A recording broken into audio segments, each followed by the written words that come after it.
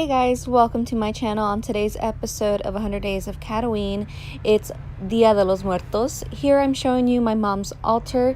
We set up one every year as far as I could remember since I was a kid, and it's just honoring those relatives who are no longer here with us, but we still continue to keep them in our hearts. She put something special on the table, something that they liked when they were alive, and then also traditional items. So you'll see fruit. Usually fruit is offered, and then there's all sorts. There's the cempasúchil, which is the flower, and then you have the pan de muerto, which is traditional as well. She puts out water, and guayabas was also a favorite of one of my relatives. And there's tequila, which is also like representing favorites from family members. And then there's the paper dolls. And as you can see here, we went to an event at the California Center of the Arts here in Escondido, and we did a whole bunch of different things. Here we did some sugar skull decorating, which is also a tradition, and then we also made some paper flowers, which was super cool that Escondido does this. Here you can see me making that flower. All of this is free. Definitely something cool. They make it bigger and better every year, so if you're ever in Escondido, make sure you stop by and check it out. Even if you weren't ever in Escondido, check out your local events, because it's really great to get to see these traditions and these beliefs from different cultures, even if you weren't Hispanic. Of course, Coco definitely made it more popular from last year, and I think they did a great job with the movie. It's even better if you see it in Spanish. So here, yeah, like I said, I'm making that paper flower, and then really soon I'm going to be able to show you something that we were working on while we were there at the event. If you wanted to make your own paper flowers, they're super simple to make. Basically, all you need is tissue paper, scissors, and some pipe cleaners. And what you do, as you can see, you fold the tissue paper accordion style, and then you can shape the ends. You'll wrap the little pipe cleaner around the center, and you can shape the ends to make it a little bit more have a little bit more of a flowery texture. So for mine, I just went ahead and make the corners pointed. You can make them rounded. You can give them a little bit, you can leave them like that, but I think it looks cuter when they're pointed. And as you can see, I used two different colors of tissue paper. You can either just do one. I think multiple colors are really cute too. And then basically you just start fluffing up the flower, being very gentle because it is tissue paper.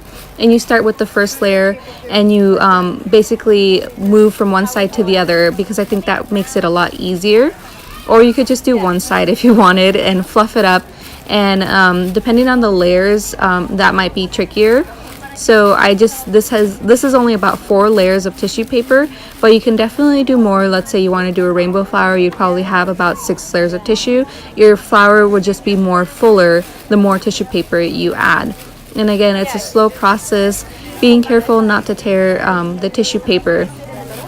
And then once it's all folded or fluffed up, you just kind of move it around, make it a little bit more style it a little better so that it looks like a flower, and that it's now just completed.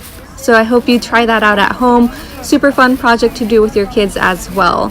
So and then what we did is we put this on our altar, and I'll show you guys. We walked around the museum first because there's an art exhibit, and so you were able to see all these fun things that were created by high school students or local schools here. So you could see those rocks were painted as calaveras, and then there's this really cool painting, and then this altar was absolutely stunning. Some artists here, it was in an offering for them that have passed away, and then the music is beautiful, so I'll let you listen to that.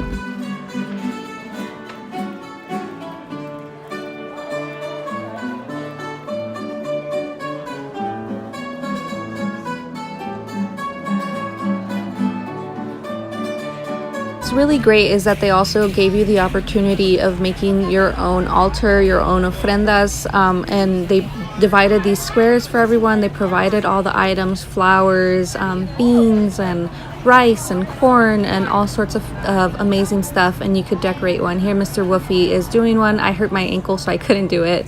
And here they are, just beautiful when it's at dark. You can definitely see all the lights and just everyone's amazing offers and tributes to their loved ones. And here you'll be able to see the one that we made for Steve's aunt and my grandpa, which is the Amparo and my grandpa Cruz. And I think Steve did a great job, Mr. Woofy. It's beautiful, and it just means so much to do something in honor of family members that have passed away. And when you walk around to see everyone's amazing tributes. So I hope you like this video, and I'll catch you in the next one. Bye guys.